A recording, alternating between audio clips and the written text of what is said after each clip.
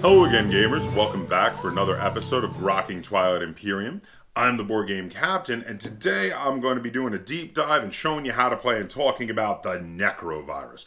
So I want to start by giving a big thank you to Jacob Gill, one of my subscribers, who requested that I cover the Nekro virus in an episode of Grokking Twilight Imperium. So thank you, Jacob Gill. This episode is for you. And before we get started, I do want to say I've got a ton of links in the description down below this video that you can check out at your leisure if you'd like to. There is a link to BoardGameCaptain.com, which is a great hub for all things Board Game Captain, as well as a link to my Teespring store where you can get yourself some cool gamer gear, t-shirts and mugs, etc. And there is also a link to my Patreon. If you're in a position to and would like to help out the channel, you can head over to my Patreon via the link in the description down below. All right, so the Nekro virus. Now, if you are unfamiliar with the Nekro virus, the Nekro virus is a group of machines all controlled by this rogue AI known as the Nekro virus that was accidentally created by the L1Z1X and is now attempting to spread out and take over the galaxy, wiping out all organic life, assimilating it and assimilating their technology into its own technology base. Other than the fact that they are purely robotic, they do kind of feel like Twilight Imperium's version of the Borg from Star Trek. Again, though the Borg are part organic, part machine, and these guys are pure machine, but their theme feels like that because they are going out and assimilating everyone into themselves. Now, the Necrovirus are a very aggressive faction. I'm going to go over how they play, what they start with, and my recommendations for them. But know that if you were playing the Necrovirus, you have to play these guys very aggressively. You are going to be getting into combat if you play these guys correctly. So the first thing I want to talk about is what do they start with? What do you get when you play the Necrovirus? So the first thing is they start with a home system with a single planet, which is Mordred 2. Now Mordred 2 is a fantastic homeworld for the Necrovirus. It has 4 resources and 0 influence. Now you're probably saying, well, 4 resources is great, but 0 influence is kind of crap. Now, normally, yeah, that would be the case, except for the fact that the Necrovirus don't really need a lot of influence because they are incapable of voting. They, as I'll get to in a minute when I'm talking about their faction abilities, they cannot take part in votes at all. So a lot of the influence doesn't get used unless it's used for some other cause like action cards or technologies or something. Generally speaking, they're not going to be using influence for the normal things that most people use influence for, which is voting. So 4 resources is top notch for a starting world, and in the beginning of the game especially, that's really what you're going to need. That's what you're going to want to be able to build a lot more with the Necrovirus. So now their starting fleet is as follows. They get a dreadnought, they get a carrier, they get a cruiser, they get 2 fighters, and they get 2 ground troops.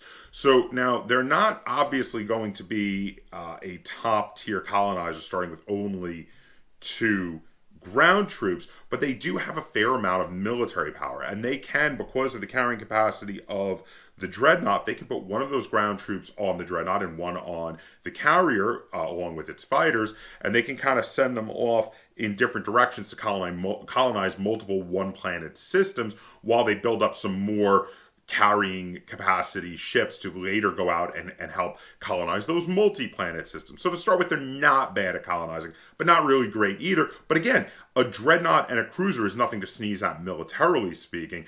And when your first fleet is getting towards the center of the board, it will probably be more powerful than other players' first fleets because you had already started out with some fairly decent ships. So the next thing I want to talk about are the faction abilities printed on the Necrovirus's sheet here, because the faction abilities and the starting text combined really are at the heart of how the Necrovirus are going to play and the strategies you're going to want to use with them.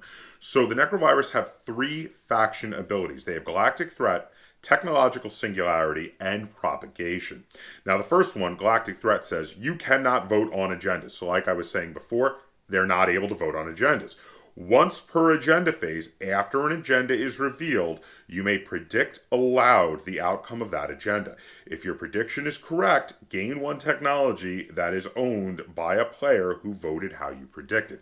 So while you can't take part in agendas, you do want agendas to happen, because making agendas happen means that you get a chance to get a free technology, which is very important because, as you're going to see in a minute, the Necrovirus are not able to get technologies on their own.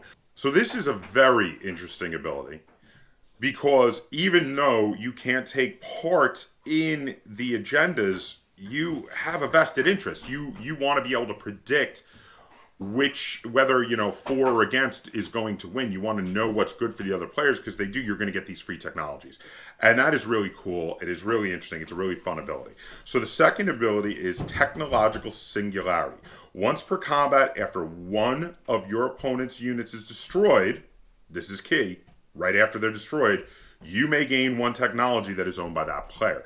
So this is how you get techs, because you're not able to research techs normally. I'll get to that in a second. Your main way is by attacking people, or again by predicting agendas. But agendas aren't going to be happening usually early game. So early game, if you're going to want to get techs, you have to play aggressively, and you're going to have to attack some enemies' fleets, which means you are going to make some enemies. So beware and be careful. If you attack someone just to get a tech or two, and then you want to call a truce with them, make sure to do some kind of deal. Maybe give them your promissory note and be like, look, I just wanted to get those techs from you. I'm not going to attack you anymore. Let's have an alliance against them, something like that. See if you can get that going. Because you don't want to wind up attacking everybody and having everybody gunning for you. So do be careful on that. Now, the third ability is Propagation. You cannot research technology. When you would research a technology, gain 3 command tokens instead. So you don't get technologies by playing the technology card, the technology strategy card. But if you play the technology strategy card, you can gain 3 command tokens to place over here in your command area. And then in addition, because of the way the technology card works, you can also spend 6 resources to research another technology, which for them would get you another 3 command tokens.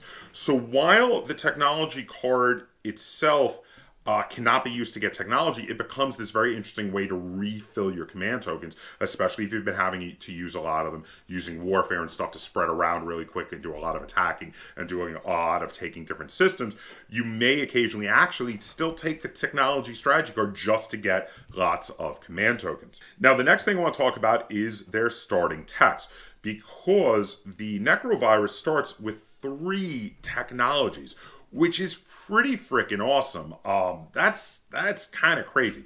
So they start with the Daxiv Animators. Now, the Daxiv Animators is a green tech, normally having a prerequisite of 1. And it says, after you win a ground combat, you may place 1 infantry from your reinforcements on that planet. Now, again, you're going to be doing a lot of combat. Getting free ground forces on a planet after winning a combat is awesome. The other 2 starting techs, and this is very interesting, are the Necrovirus's 2 faction technologies. The faction technologies of the Necrovirus are the Valifar Assimilator Y and the Valifar Assimilator X. Now, the X and Y Valifar Assimilators have the exact same abilities. They each get a token. They get either the X token for the X one or the Y token for the Y one, and these tokens are used specifically when you use the ability to take a technology from another player after attacking them. Let me read one of these to you. When you would gain another player's technology using one of your faction abilities, so again, you can use it either when attacking and destroying one of their units, or you can actually also use it during an agenda if you've predicted it correctly. You may, in this case, this is the Y one. You may place the Y Assimilator token on a faction technology owned by that player instead. While that token is on a technology, this card gains the technology's text. You cannot place an assimilator token on a technology that already has an assimilator token. So this allows you to take faction-specific text.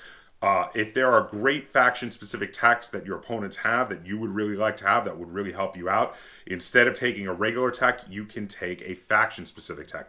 And taking a tech rather than researching it means you get to ignore all prerequisites. So using these abilities to take opponents' techs, you can go right to taking a War Sun if they've gotten that, or right to taking their most powerful faction-specific technology or unit upgrade, even though you haven't taken anything from the before and haven't taken any of the stuff that you would normally need for a prerequisite, it says so right in the rules, the basic rules of the game, that obtaining a technology through means other than research means you just take it and you ignore the prerequisites. So this is freaking awesome. Really powerful. But again, generally speaking, with the exception of when the agendas start happening, usually you're going to need to attack people and therefore make enemies to make this happen. So be careful.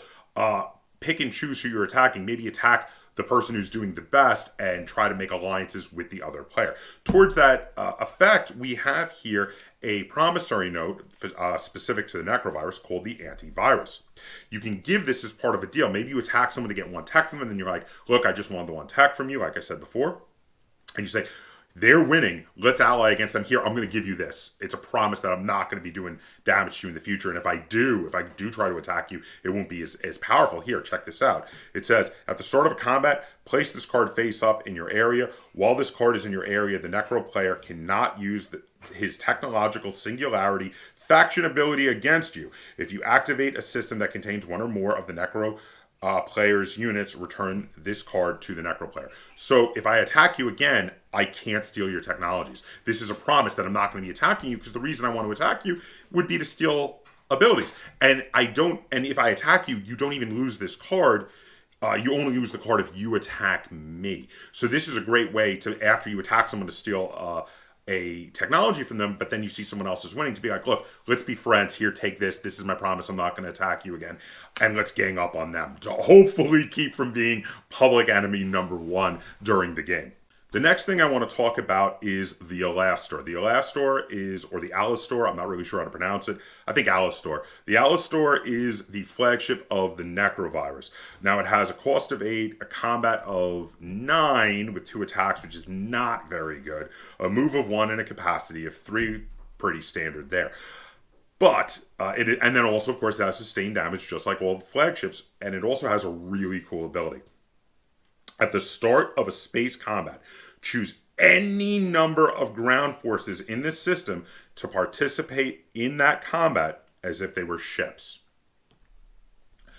So you want to have carriers along with your flagship, because a carrier filled up to the brim with 4 ground troops and the flagship with 3 ground troops means you have 7 ships that will not count towards your fleet supply because they are carried on ships, but will be able to take part in the combat. And infantry being able to hit on 8s are even better than normal fighters who are only able to hit on 9s. These are also guys that could take some hits for you when your enemy returns fire, and then you can drop them on the planet to invade it. So this can turn, even though by itself it's not very powerful on its own, with only 2 shots needing 9s to hit, carrying infantry and bringing a carrier with it with tons of those infantry to use in the combat turns it into an incredibly deadly fleet. Again, and those infantry can pull double duty, both hitting enemy ships in the space combat and then invading in the planet. Now, the next thing I want to talk about is the agent, commander, hero, and mech. So the agent that you start with is Nekro. And Necro has the following ability. During the action phase, you may exhaust this card to choose a player. That player may discard 1 action card or spend 1 command token from their command sheet to gain 2 trade goods. Now, there are a ton of action cards that have to do with the political side of the game. And again, the Necrovirus can't take part in that. So this is a good way to turn those political cards into something you can still use. This is not the greatest of agent abilities, but it's really good for getting rid of cards that otherwise would sit there just taking up space in your hand. You could be like, oh yeah, I have this card, I can't do anything with it. You know what? I'm going to get rid of it and get 2 trade goods. So it's decent for that, and you're going to need trade goods. Everybody can use trade goods. Now the next character here is the commander. The commander is Nekro Acidos. Now, Nekro Acidos has the ability that you unlock if you own 3 technologies. A Valifar simulator will not count as a technology unless its token is already on another technology. So, because of this, because of how you're going to want to play this faction of getting out there and doing the combats and getting those technologies, This should show up about mid-game because you have to make it to being adjacent to your opponent's areas and do some attacks to start getting more techs. This is not going to be an early get for you. But once you do release Nekro Acidos, his ability is after you gain a technology, you may draw one action card. So getting extra action cards is always good. There's lots of action cards that do amazing abilities. And again, because of Necromalion, your agent, if you get those action cards that you can't use, you can get rid of them and get to trade goods, which again, who doesn't love trade goods? Trade goods are great. The final character, the hero, is Unit Design Flayish, which is unlocked when you have 3 scored objectives, just like all of the hero abilities. And then when you unlock him, he becomes Polymorphic Algorithm Devour World. Action. Choose a planet that has a technology specialty in a system that contains your units.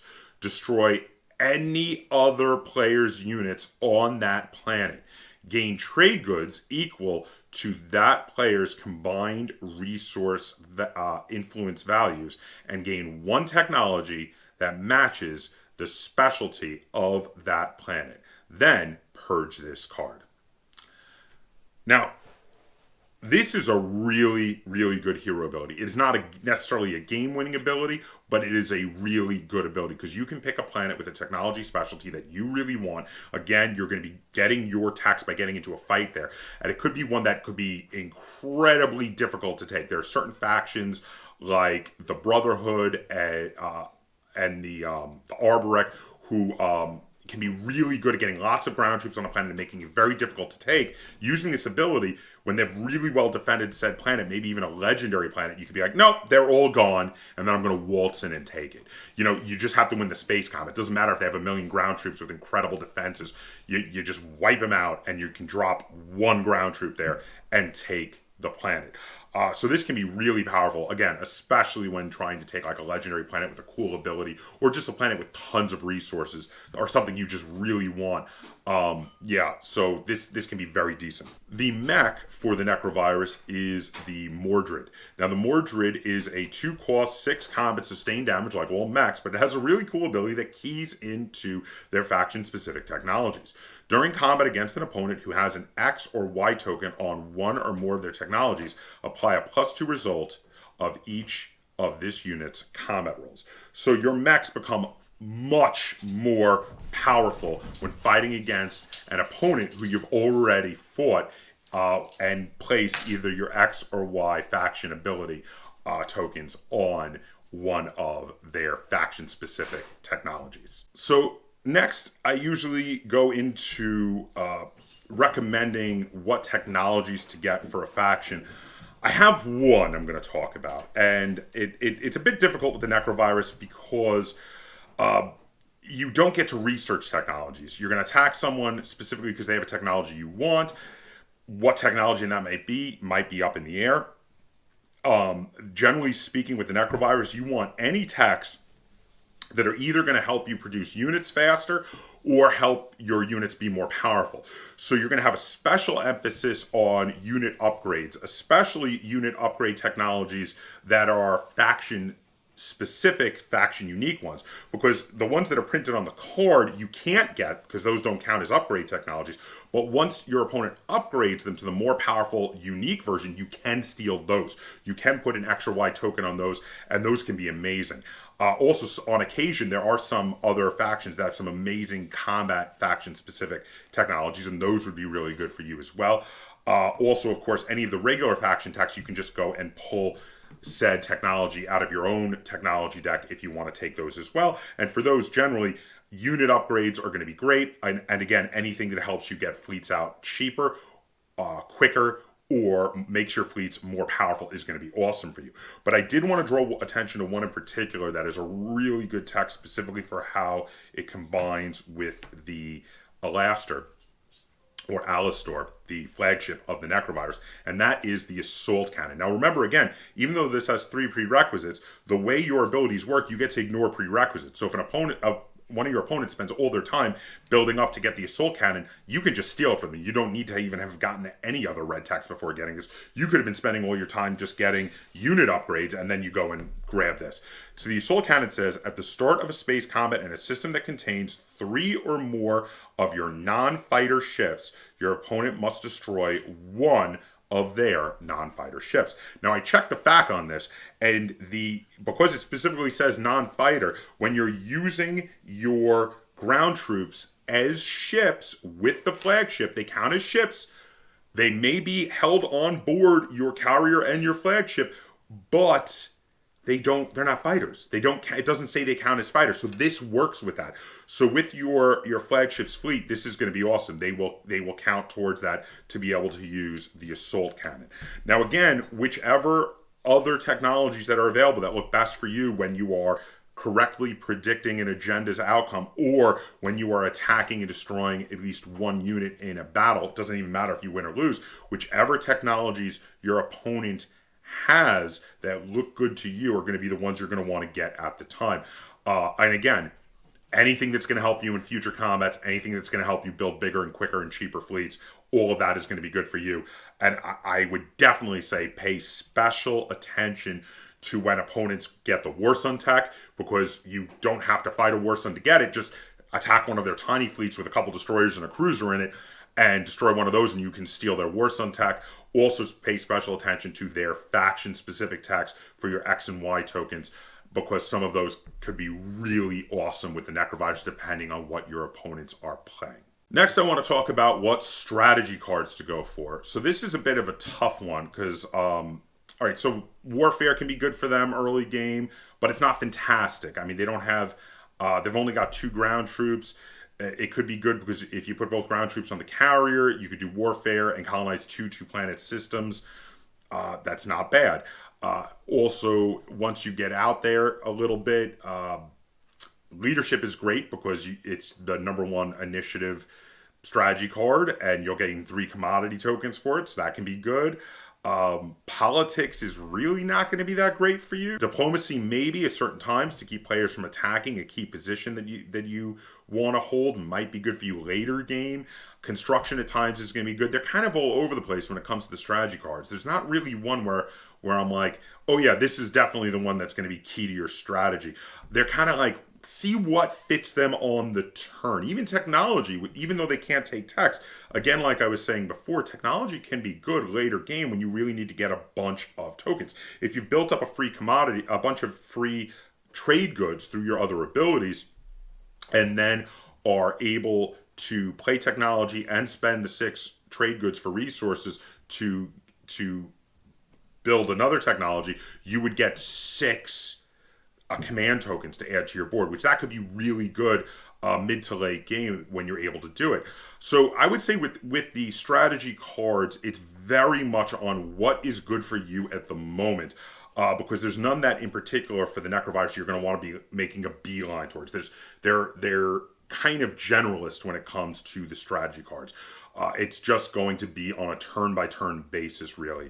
Similarly to when you are taking technologies, you got to look at what technologies are available of your opponent's technology and take what is best to you at the time. Probably the closest, I would say, to being a really good strategy card to take a lot for them is going to be the Imperial one, which allows you to immediately score 1 public objective if you fulfill its requirements, and then gain 1 victory point if you control Mechatol Rex. But if you don't, you may draw a secret objective. This is one that is generally good for most players when they don't know what else to take because of getting the extra secret objective. If you're not sure what else to do, you could go for that, especially if you are able to score a particular objective and then get another secret objective is really great. So now let's talk about what secret objectives you should be looking for when using the primary or secondary ability of the Imperial Strategy card to find secret objectives for you to complete. Okay, so there are a ton, and I do mean a ton of secret strategy cards that you could go towards. These hidden objectives there's tons that work really well for the Necrovirus. So I'm going to run through a lot of these really quickly. First one is occupy the fringe. Have 9 or more ground forces on a planet that does not contain one of your space docks. This is super easy. Get your flagship out along with 2 carriers loaded up completely with ground troops. That's it. Then once you invade a enemy planet and drop all those ground troops on it, yeah, you just got this objective. Next, we have adapt new strategies. Own 2 faction technologies. Gimme. You've already got both your faction technologies out, so there you go. Next, we have hoard raw materials. Control planets that have a combined resource value of at least 12. Your starting planet has a resource value of 4. You are a third of the way there. That's going to be really easy to get when you go out and start colonizing. Next, occupy the seat of the Empire. Control Mechatol Rex and have 3 or more ships in its system. Again, with your flagship and those 2 carriers with it, all filled up with ground troops that during that combat, at the end of the combat, are counting as ships. Even having lost a bunch of them, you're gonna have 3 or more ships in that system, in the system with Mechatol Rex. That's gonna be great. Next, win a space combat in a system that contains your flagship. Yeah, your flagship is going to be your main combat monstrosity with a couple of carriers with it and all of those ground troops, and they will easily be winning combats and helping you to steal some technologies. So that's going to be something that'll be easy to happen. Own 4 technologies of the same color. Spoiler alert, there's going to be a lot of red techs you're going to want. You're going to easily get that as you start attacking people and stealing red technologies. Have another player's promissory note in your area. Strengthen bonds. So here's the thing. You're going to want to trade your antivirus for someone else's promissory note if you manage to get this one. Specifically, you're like, hey, give me yours and I'll take this, and I promise I'm not going to attack you. And then betray a friend. Win a combat against a player whose promissory note you had in your play area at the start of your tactical action. Because you're the Nekro virus. Next, demonstrate your power. Have 3 or more non-fighter ships in the active system at the end of a space combat. Again, your flagship's fleet is going to be so easy to do that with. And then spark a rebellion. Win a combat against a player who has the most victory points. You are not a top tier colonizer. It will take you a little time to get out there and get to Mechatol Rex, but once you do with your big fleet, you're going to take it. That fleet is going to be deadly. All of them are going to be upgraded. You'll probably have upgraded your infantry by then. As long as one of your opponents had upgraded theirs, you'll hopefully have upgraded your carriers as well. You're going to have a ton of infantry and carriers that are all going to get to act as ships, and you'll be able to take out the fleet and then take out the ground troops. It's going to be great. And then you'll take Mechatol Rex. And even though you were not the first person there, and at that time you were not winning the game, now it's going to be really hard to take it from you because you're going to have a whole bunch of those upgraded infantry sitting on the planet. Yeah, so that will be really, really awesome. So when playing the Nekro virus, you're going to want to quickly build up some better fleets with more carriers so you can get out there and colonize. To start with, their colonization ability is not that great. But once you start getting out there and colonizing, you're going to want to attack people quick. You're going to slow them down by taking out some of their small colonizing fleets with your incredible military power that you start with. And then you're going to steal whatever technologies they have already researched. Whoever's losing, you're going to want to make a deal with them, give them your promissory notes, so hopefully you guys don't fight each other at least for a while and can focus on the other players on the board. Attack them and keep stealing their technologies. Use these there's one giant fleet with your flagship and carriers and lots of ground troops that can count as both ships in that fleet and then invade the planets to go in and take Mechatol Rex, while your other fleets are just continually getting upgraded with cool technologies from your opponents, as well as even faction unique unit upgrades that you can steal from your opponents and send them around to protect your borders and also keep taking planets and also keep doing combats to keep stealing technologies. The Necrovirus are incredibly powerful, incredibly vicious, incredibly aggressive. The only issue I have with the Necrovirus is the fact that it's very easy to become public enemy number 1 and take off every other player at the table with them, which is why I say it's very important to, once you have attacked a couple of different players once or twice, to pick one of them to make an alliance with, so hopefully you can not have to worry about them as much as the game goes forward. You can kind of have a little bit of a peace treaty going with at least one of the other players, and you can both focus on whoever it is who's currently winning the game, if hopefully that's not you. Because if you're winning the game with the Necrovirus, you're almost certainly going to be public enemy number one, and you are really going to have to watch your back. But yeah, the Necrovirus are really cool. They are Lynn's favorite faction to play in Twilight Imperium, and she has never had a bad time playing as the Necrovirus. So I would have to say I highly recommend giving them a try if you think that their play style sounds interesting. So there you have it. That is how I recommend playing the Necrovirus. Let me know what you think. Let me know if you think I missed anything in the comments down below. And if you enjoyed this episode of Grokking Twilight Imperium and you'd like to see me do more like it, be sure to give this video a like, share it on all forms of social media, and if you haven't already, please subscribe to the Board Game Captain. That's Captain spelled with a K on YouTube. And if you have any requests for other factions that I have not yet covered in Grokking Twilight Imperium, also feel free to put those in the comments down below. And until next time, game on. Hi, are you doing it, puppy blooper? You making puppy bloopers? You making puppy bloopers? What you doing? You like I heard you were recorded, and I wanted to video bomb you. I wanted to come on in because I'm such a camera hog. That's right. Is that what's going on? You're like your video needs 100% more puppy. Is that what you were saying? Hey, I got an idea. Why don't you go play with your new toys your mama just bought you? She just bought you a bunch of new toys. Why don't you go have some fun with those? You were just playing with them before. Yeah. Oh, you looking at the people at home? Yeah, you go play with your toys, okay?